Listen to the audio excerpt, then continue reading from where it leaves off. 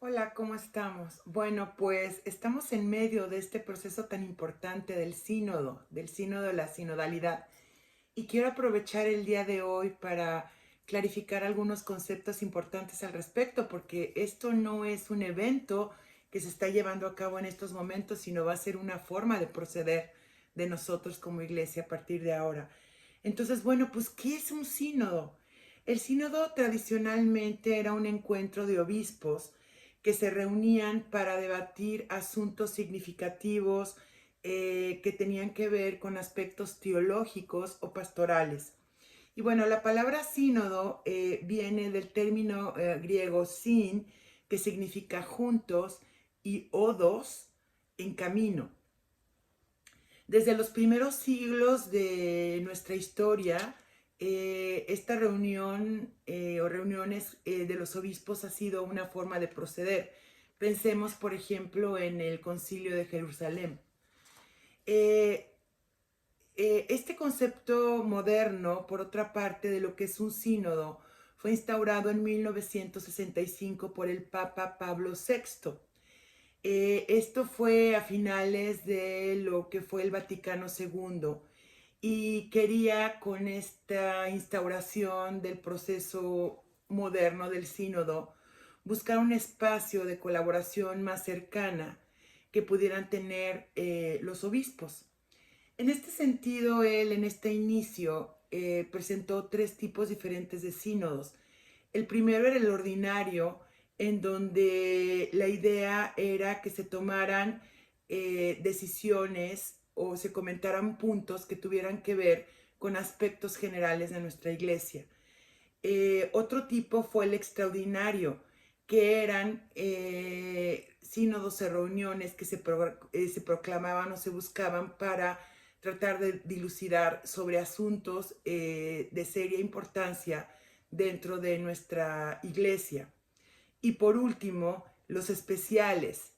Estos especiales estaban precisamente visualizados para resolver específicas necesidades de alguna área geográfica o de algún continente. Bueno, el sínodo funcionó de esta forma desde el 1965 con algunas pequeñas modificaciones en la época de Juan Pablo II, pero realmente el sínodo buscó una cobertura mayor en donde fueran invitados todos los representantes de la iglesia, todos, todos, todos, como dice Papa Francisco en la era de Papa Francisco. ¿Por qué? Porque él es de la idea de que todas las voces tienen que ser escuchadas. Ahora creo que es importante exponer algunos conceptos muy claros que se están manejando ahora y que pues yo creo que están apareciendo, como decía anteriormente, pues para quedarse. En primer lugar, el término accountability o rendición de cuentas.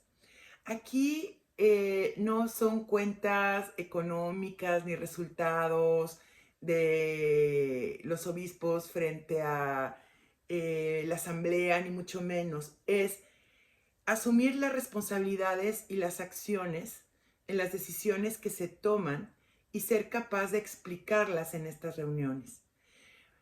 Otro concepto de suma importante es la corresponsabilidad, que la podemos definir simplemente como esa responsabilidad compartida por todos los bautizados de la iglesia que nos lleva a la misión de nuestra iglesia. Esto llevó a que precisamente en el 2024 se hiciera una diferencia entre los roles específicos que hay entre las personas consagradas y los roles de las personas que hemos sido bautizadas, o digamos que el pueblo de Dios. Bueno, el consenso. El consenso no es adecuado darle un énfasis como de decisión democrática. El consenso es más escuchar unos a otros en un ambiente de oración y de libertad interior. Y entonces en este consenso, en este espacio, todos somos escuchados y escuchamos atentamente y con el corazón abierto. La consulta es en sí un proceso de escucha. Es que los fieles sean escuchados en sus necesidades.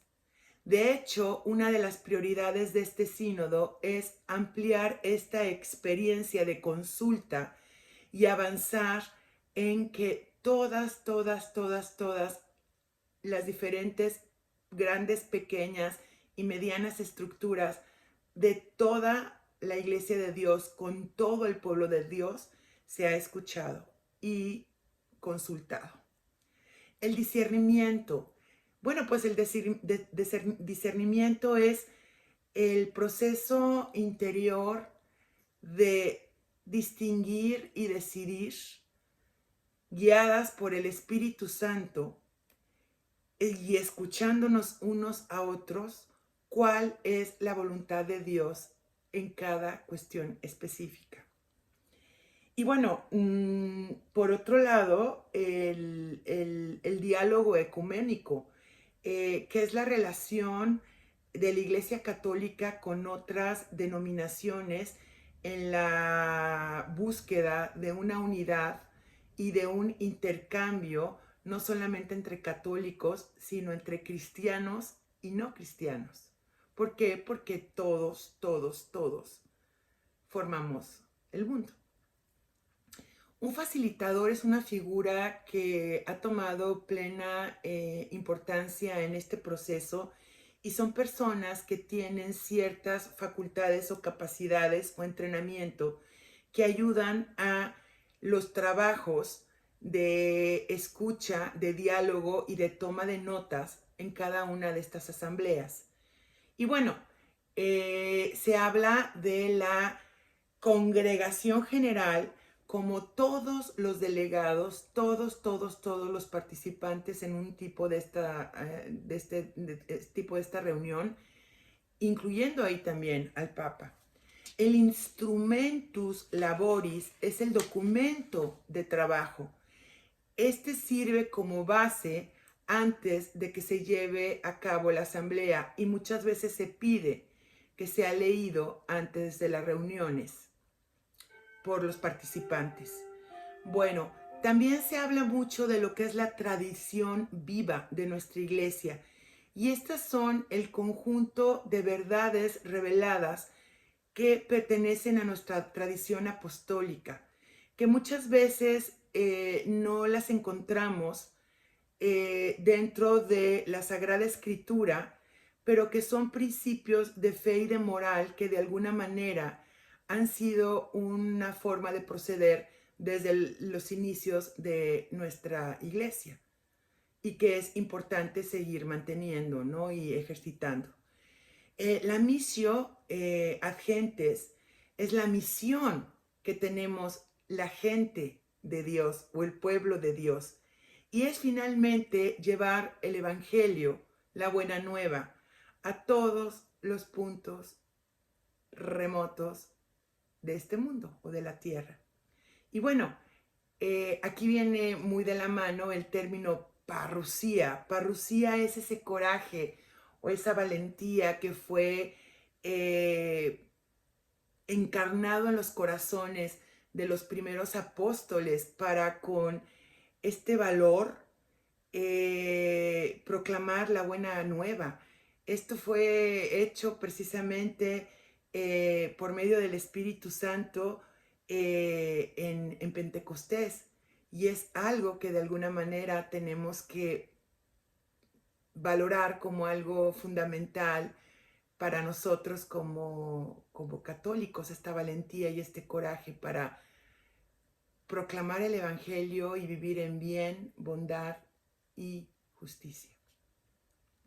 El rito penitencial es un uso, una costumbre que se ha puesto en práctica en este último sínodo, en donde de forma colectiva se hace un acto de arrepentimiento y de perdón por momentos en donde los participantes no han tenido un comportamiento sinodal, es decir, es para pedir disculpas sobre algún pecado personal que pudimos haber hecho sobre la no consideración o participación de todos en este tipo de procesos. El pueblo de Dios, lo hemos mencionado varias veces, es la comunidad de todos los bautizados de nuestra iglesia. Este término aparece por primera vez en el capítulo 2 del Lumen Gentium, del documento del Vaticano II. El papel del Espíritu Santo en el proceso sinodal, como en muchos aspectos de nuestra vida como fieles creyentes, es trascendental. Y precisamente en este proceso sinodal se considera como el protagonista, el que mueve las almas, los corazones y las mentes de todos los involucrados en estas asambleas para descubrir cuál es la verdadera voluntad de Dios. El sensus fidei es el sentido vivo o el sentido de todos los fieles. Es reconocer y apoyar de manera práctica lo que es el auténtico cristianismo. Esto se describe en el numeral 92 del Catecismo de la Iglesia Católica como el sentido sobrenatural de fe que tenemos cada católico. Es algo sobrenatural. Y bueno, un cambio estructural se define como modificaciones o tomas de decisiones que se tienen que dar dentro de nuestra iglesia, pero siempre recordando que los laicos debemos de respetar la autoridad episcopal. Y bueno, el grupo de estudio o grupos de estudios se refieren a 10 grupos específicos que surgieron a partir del inicio hace 3 años del sínodo, en donde los temas más controvertidos fueron designados a estos 10 grupos para dilucidar y discernir cuáles eran los caminos más correctos o las formas más adecuadas de proceder para resolverlos. Aquí, por ejemplo, entre los temas más controversiales es el tema, por ejemplo, de las diaconisas o o cómo buscar una relación cercana y sana con las comunidades LGBTQ. Bueno, entonces la sinodalidad tiene que ser entendida como un proceso de discernimiento que es ayudado por el Espíritu Santo y que involucra a obispos, a sacerdotes, a religiosos y a laicos católicos, cada quien en sus dones y en sus carismas y desde su vocación. Y en estas asambleas o en estos grupos, el ser escuchados cada uno de ellos. Después de estas reuniones se debe hacer un informe de síntesis. En el informe de síntesis se crea un documento en donde se resume los resultados de los debates o de los diálogos que se han llevado en todas las diferentes fases sinodales. Y estos informes de síntesis serán la base a partir de la cual será creada la exhortación apostólica por el Papa Francisco. Se habla constantemente de transparencia. Esto se ha definido como la cualidad de ser claros, abiertos y responsables en los procesos de discernimiento y de síntesis de la información y sobre todo también discretos en lo que se es compartido en cada uno de estos grupos o asambleas. Y bueno, algo que se ha puesto en gran relevancia es la participación de las mujeres, que ha sido una característica muy notable en este sínodo del 23 y del 24.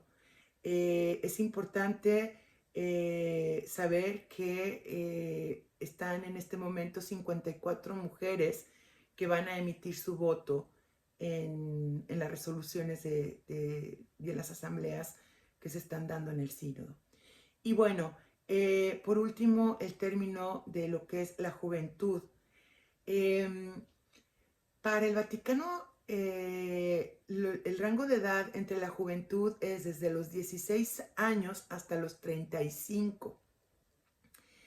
Y como la idea de que este sínodo de la sinodalidad sea un proceso continuo, se está buscando que cada vez más se incluyan a personas más jóvenes en este proceso, porque como sabemos es algo que llegó para quedarse y es importante que paulatinamente cada vez se vayan incorporando más a nuestras juventudes en estos procesos y en estas reuniones y que sean parte fundamental de lo que se vaya creando como necesario en nuestras estructuras eclesiales. Bueno, pues un beso muy fuerte.